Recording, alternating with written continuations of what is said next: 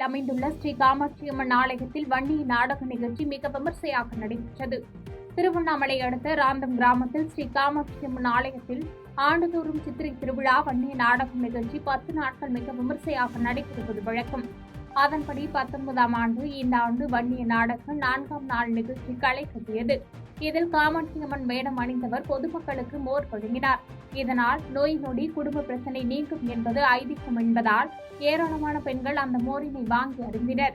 மேலும் இந்த வன்னிய நாடக நிகழ்ச்சியில் ராந்தம் உள்ளிட்ட பல்வேறு கிராமங்களில் இருந்து ஏராளமான பொதுமக்கள் கலந்து கொண்டு நாடக நிகழ்ச்சியை கண்டுகளித்தனர்.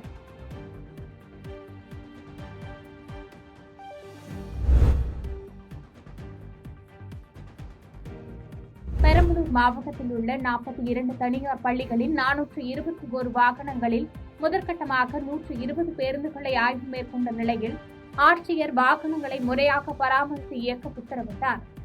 பெரம்பலூர் மாவட்டத்தில் உள்ள தனியார் பள்ளிகளில் மாணவர்களை ஏற்றி செல்ல பயன்படுத்தப்படும் பேருந்துகள், வேன்கள் முறையாக பராமரிக்கப்படுகிறதா என்பது குறித்து பெரம்பலூர் மாவட்ட ஆயுதப்படை வளாகத்தில் உள்ள மைதானத்தில் பள்ளி வாகனங்களில் வருடாந்திர கூட்டாய்வு முகாம் பெரம்பலூர் மாவட்ட ஆட்சியர் கற்பகம் தலைமையில் நடைபெற்றது.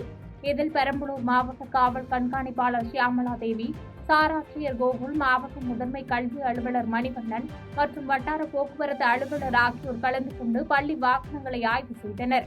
அப்போது வாகனங்களில் பின்னோக்கி இயக்க பயன்படுத்தப்படும் கேமரா பழுதடைந்தது, மாணவர்கள் அமரும் இருக்கைகள் சேதம் உள்ளிட்டவற்றை கண்டு மாவட்ட ஆட்சியர் கற்பகம் ஓட்டுநரிடம் தரம்பட கேள்வி எழுப்பினார். தொடர்ந்து பள்ளி வாகனங்களை சரி செய்து இயக்குமாறு அறிவுறுத்தினார்.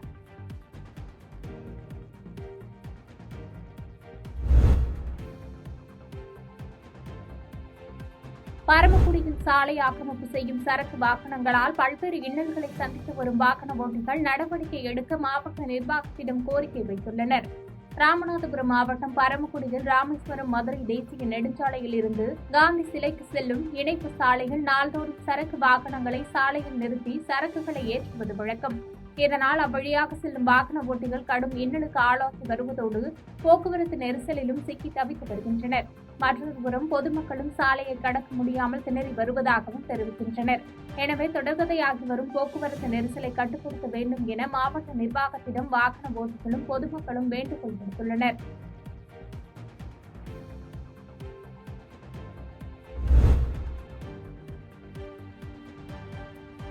சீர்காழியில் புதிதாக அமைக்கப்படும் தார் சாலை தரமற்ற முறையில் அமைக்கப்படுவதாக குற்றம் சாட்டி நகர்மன்ற உறுப்பினர்கள் பணிகளை தடுத்து நிறுத்தியதால் பரபரப்பு ஏற்பட்டது.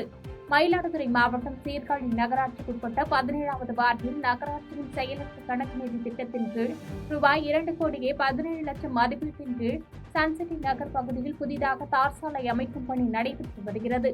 இதனிடையே புதிதாக அமைக்கப்படும் தார் சாலை தரமான முறையில் அமைக்கப்படவில்லை என்றும் சாலை பெயர்ந்து கையில் எளிதாக வரும் வகையில் தரமற்று இருப்பதாக கூறியும் சாலையின் திட்ட மதிப்பீடு, ஒப்பந்ததாரர் பெயர் உள்ளிட்ட விவரங்கள் குறித்த அறிவிப்பு பலகை ஏதும் அப்பகுதியில் பொதுமக்களுக்கு தெரியும் வகையில் வைக்கப்படவில்லை என பல்வேறு குற்றச்சாட்டுகளை முன்வைத்து அதிமுக நகர்மன்ற உறுப்பினர்கள் ரமாமணி, ராஜேஷ், பாலமுருகன் மற்றும் திமுக நகர்மன்ற உறுப்பினர்களின் கணவர்கள் பந்தல்முத்து, திருசெல்வம் மற்றும் முன்னாள் திமுக நகர்மன்ற உறுப்பினர் தமிழ்ச்செல்வி ஆகியோர் பணிகளை தடுத்து நிறுத்தினர்.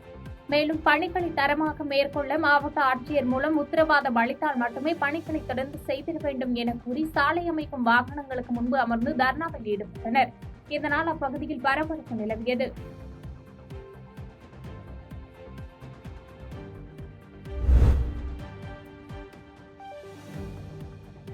கரூர் மாவட்ட விளையாட்டு அரங்க வளாகத்தில் மாவட்ட காவல் கண்காணிப்பாளர் பிரபாகர் தலைமையில் பள்ளி மாணாக்கர்களை ஏற்றி செல்லும் வேன் மற்றும் பேருந்துகள் தரமாக உள்ளதா என்று ஆய்வு மேற்கொள்ளப்பட்டது.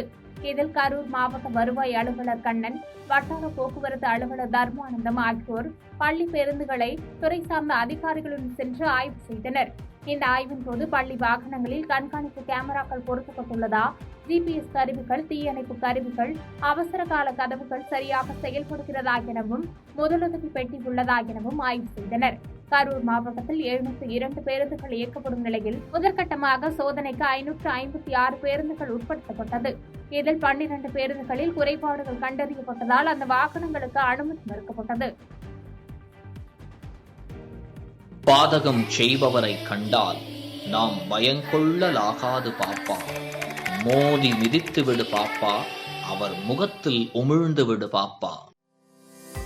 அண்மை செய்திகளை உடனுக்குடன் தெரிந்து கொள்ள இணைந்திருங்கள் இயம்நாடு தொலைக்காட்சியுடன்.